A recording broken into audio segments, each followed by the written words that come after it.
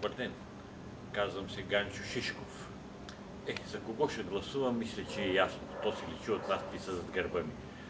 Но бих желал да се обърна към българския гласоподавател изобщо и да му кажа, че след като 65 години той е бил подлаган на физически и морален геноцид, сега е време да се опита да се отърси от последиците от този геноцид.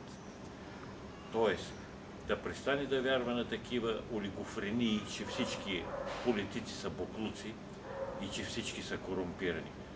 И нека да помисли за кого да пусне бюлетината си.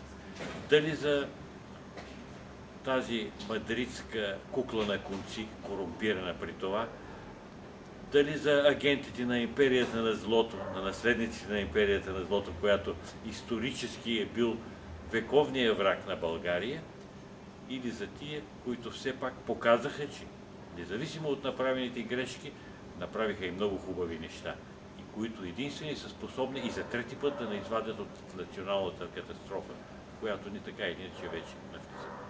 Благодаря.